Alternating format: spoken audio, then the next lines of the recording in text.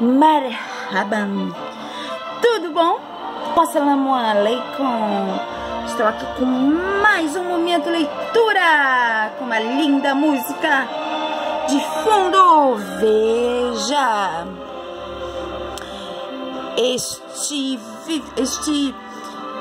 essa postagem no YouTube, vai dar um like. Essa música linda. No copyright music.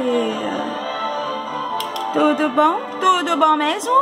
Estão se protegendo do coronavírus? Do coroca? Estão se protegendo? Tem que se proteger. A coisa é séria. Bom, então vamos ao momento tão esperado. Qual é? Finalmente, vamos ao que interessa. Ou que interessa mais, né? Porque a ética sempre nos interessa. Mas vamos chegar agora ao ponto tão esperado. A ética na educação. A ética na educação. Vamos lá, então? A ética na educação. Nas escolas. Bom, mas antes vamos falar então sobre um problema, tá? Um dos problemas que se coloca na sociedade brasileira contemporânea é o do como educar para o respeito às diferenças, para o respeito a todos os seres humanos, sem violência. Essa questão é central para a ética, certo? Cuidem-se. Assalamu alaikum.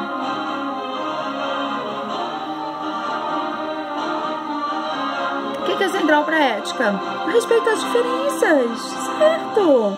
Nós somos iguais, né? Como seres humanos, muita coisa, né?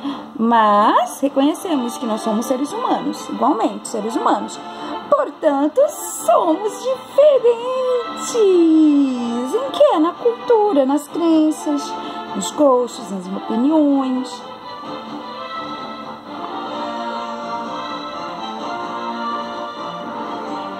Em relação ao que nos faz feliz, ok? Nas escolas, atualmente, não são comuns ações de violência e desrespeito sob todas as formas, agressões, uso de drogas, ameaças, discriminações, desrespeito aos professores e aos alunos também. Não é só o desrespeito aos professores, aos alunos também. Verdade. Como a ética pode nos auxiliar na construção, né, de uma educação contra a violência. Então, como que a ética pode nos ajudar nisso? Contra a violência, tá? Educar os seres humanos, respeito às diferenças e respeito a todos os seres humanos sem violência. E como que a ética pode nos ajudar nisso? Vamos analisar o artigo 1º da Lei de Diretrizes e Bases da Educação Nacional, LDB, diz que a educação abrange um processo formativo que se desenvolve em várias esferas. Família, tá? Trabalho, ok?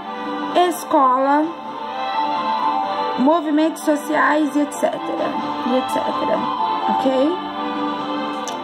Então, várias esferas, certo? Começando pela família, núcleo. Aí, relações secundárias, né? Convivência, trabalho, escola, movimentos sociais, etc. O artigo 2 da LDB, o artigo 2º da LDB, considera que, inspirada nos princípios da liberdade e nos ideais de solidariedade humana, é finalidade da educação nacional o pleno desenvolvimento do educando. Isso, sem seu preparo, né, do educando para o exercício da cidadania e sua qualificação para o trabalho. Isso já está no artigo 2º da LDB. É a maior finalidade da educação nacional, pleno desenvolvimento do educando também o preparo do educando para o exercício da cidadania do educando. O que é o educando? O aluno, aquele que se educa. Os professores, né, ajudam a educar e tudo mais. E a sua qualificação para o quê? Trabalho. A educação para a cidadania e os programas educacionais voltados para esse fim pressupõem a crença na tolerância, a marca do bom senso, da razão e da civilidade, que faz com que os humanos possam se relacionar entre si. Pressupõe também a crença na possibilidade de formar este homem, ensinando a tolerância e a civilidade dentro do espaço e do tempo da escola. A ideia clássica de formação nos auxilia a compreender este tópico, tá? Quem disse isso foi Santos, o autor de sobrenome Santos. Ele falou isso em 2001. Saúde!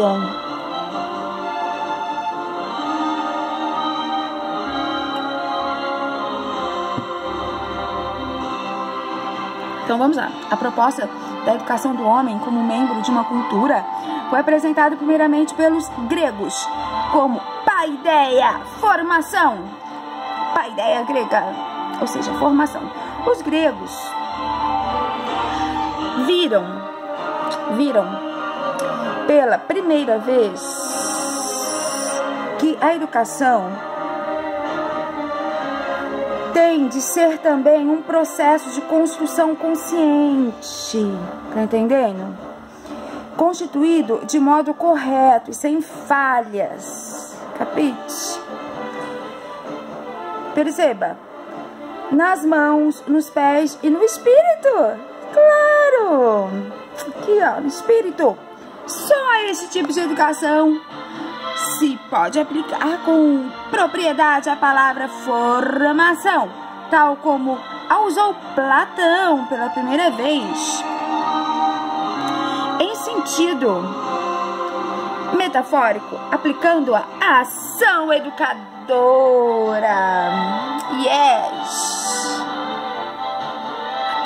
Platão, o filósofo que inaugurou a primeira academia lá na Grécia Antiga. A primeira academia foi a Academia de Platão, certo? Ao longo da filosofia clássica, sempre esteve presente a pergunta sobre como formar os jovens e como lhes deveria ser ensinado para alcançarem a virtude. E os jovens adolescentes, porque as crianças naquela época não iam na escola, e sim os adolescentes, certo? Me corrigem se eu estiver errada, certo? Portanto, paideia e areté, educação e virtude, tá? Areté, virtude, não poderiam ser pensadas separadamente, certo? Então, paideia e areté são juntinhas, paideia e areté. Toda a sociedade e a cultura estavam presentes na formação do homem e do cidadão. Era este ideal de excelência e perfeição que os gregos buscavam através da educação, a excelência do homem, das instituições, das cidades. O que vocês acham do meu sotaque? Hã? Tá meio forçado? Mas não é proposital. É pra minha dicção ficar mais clara, mais. Às vezes sai mais, às vezes sai mais. Tá? Pra se ficar compreensível. Então, formação do homem cidadão, tá? Então, esse ideal de excelência e perfeição que os gregos buscavam através da educação, a excelência do homem, das instituições das cidades. Entretanto, não era apenas como fim que este ideal se fazia presente na educação grega. Ele era meio, princípio, forma e ação. Então, aqui no sotaque da minha cidade é meio, princípio, forma e ação. Ou seja, o homem grego devia ser educado para a virtude, certo? Às vezes não sai virtude, daí sai fala virtude. Virtude de modo virtuoso, por pessoas virtuosas, praticando ações virtuosas e fazendo sua cidade virtuosa. Quem disse isso? Os filósofos gregos, tá? Só que quem citou, né, quem elaborou esse parágrafo em seu livro foi nada mais, nada menos, né, quem? Santos, certo? Santos em 2001. A questão da educação para a virtude, para a cidadania, volta à baila quando, em nossos tempos, a LDB institui que a escola é um espaço de formação de cidadãos e difusão de valores que inspirem, né? Inspirem cidadania e ética, mas não considera que a ideia da educação como formação do homem e do cidadão pressupõe que a escola, local onde essa formação ocorre, ao menos parcialmente, como diz a lei, tá? Também deve ser pensada como um espaço de instituição no qual estes valores estejam presentes, para que a escola seja inspiradora de valores éticos. É preciso que ela também seja um espaço ético, ok? Operando por meios éticos, de acordo com os clássicos. Isso não poderia ocorrer de outro modo, certo? Então, continuando. Contudo, o que se observa é que a sociedade brasileira é marcada pela violência e que essa violência também se faz presente nas escolas.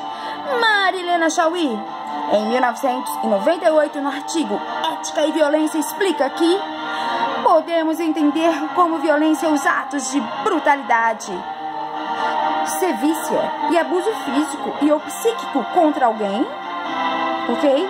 Opressão, intimidação, como medo e pelo terror. Tudo isso acontece na escola, infelizmente.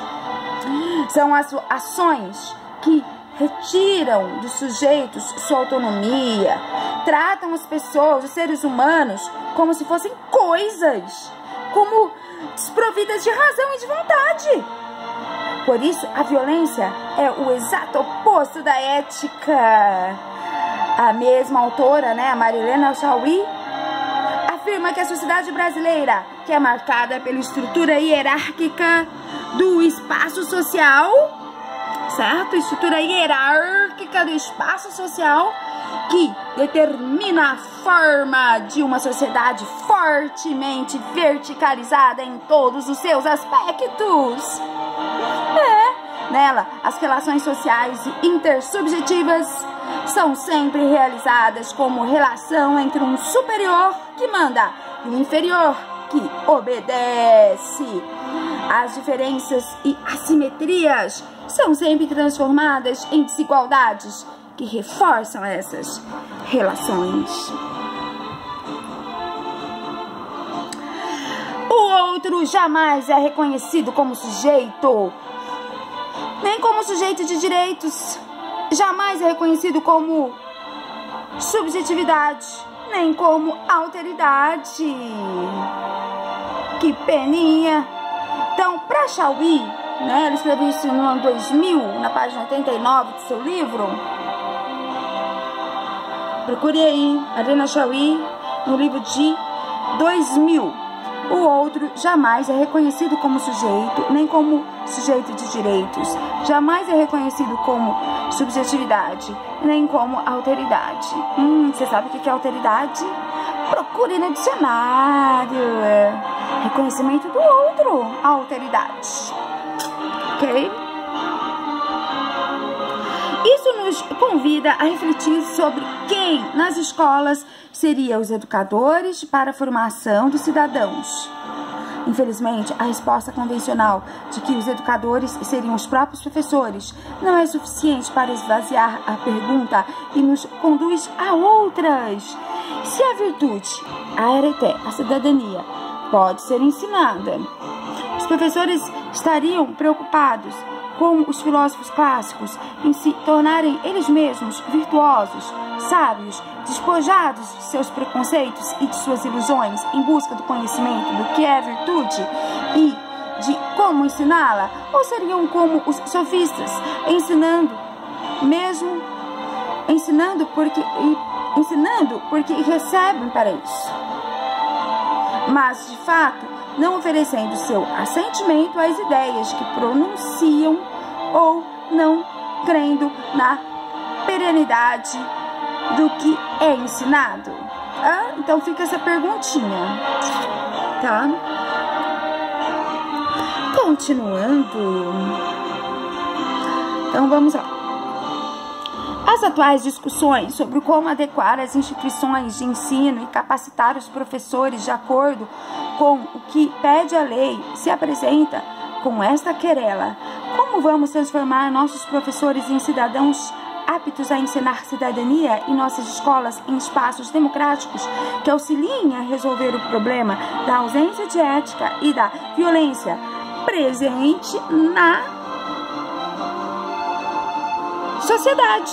Como fazer com que os educandos passem a desejar o bem e a virtude e a praticá-los para que nossa sociedade não se transforme no reino da barbárie?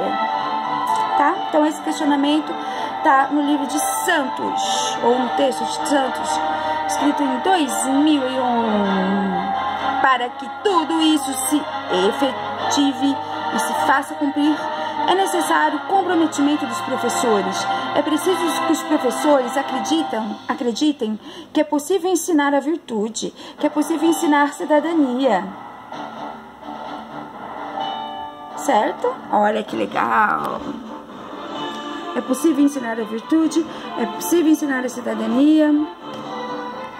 Não se pode ignorar que o professor, a escola e os profissionais que ali atuam detêm o poder de formar cidadãos.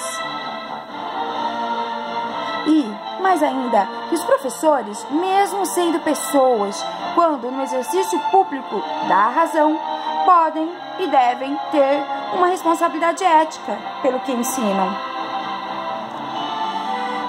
Não só pelo que ensinam, né? Mas pelo que transmitem, opinam, certo? Além do currículo. Desde a antiguidade clássica, a ideia de educação implica a busca de uma ação moderada, menos corrompida, menos influenciada pelas paixões. Entretanto, hoje, a educação foi quase inteiramente identificada com escolarização. E aquele conceito de educação, ética, né? Fica um pouco a desejar, não é mesmo? Isso quem diz é Caio Prado Júnior. Prado Júnior, em 1985, página 99. Tá? Desta forma, a questão do papel do professor ganha uma relevância ainda maior, porque será a partir dele, suas atitudes, da forma como lida com conteúdos, como elabora suas aulas, como se relaciona com seus alunos, de forma como lida com os seus preconceitos e conceitos, que outros valores, vícios e virtudes poderão ser definidos. Quando se admite que a educação em nossos tempos é praticamente idêntica à escolarização e se transfere para a escola e para os profissionais ali presentes a tarefa de educar para a formação do cidadão, ou seja, a formação ética e política, em decorrência, passa-se a colocar em evidência a postura ética daqueles que, como responsáveis pela educação, serão modelos de conduta, espelhos de caráter, difusores de valores. Por isso cabe perguntar o que significa transferir para os professores a exigência das virtudes, da justiça e da responsabilidade. pela formação dos cidadãos e em que medida as virtudes dos educadores expressas em seu trabalho seriam responsáveis pelas mudanças no perfil de seus alunos? É um questionamento de Santos, de 2001. Continuando. Se a educação é projeto e utopia, uma resposta para uma educação ética e, portanto, contrária à violência, talvez resida na democratização das instituições de ensino e na efetivação de uma educação inclusiva.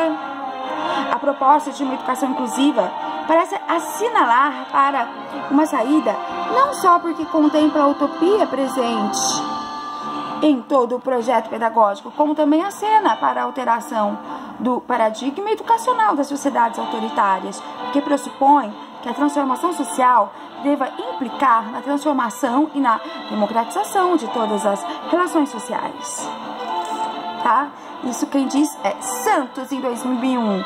Transformar a escola em um espaço efetivamente plural seria uma das formas mais eficazes de uma educação ética ou para a ética, porque permitirá a expressão das diferenças no espaço público, de modo a incorporar todos os valores sem hierarquizá-los.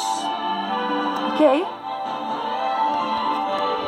Continuando.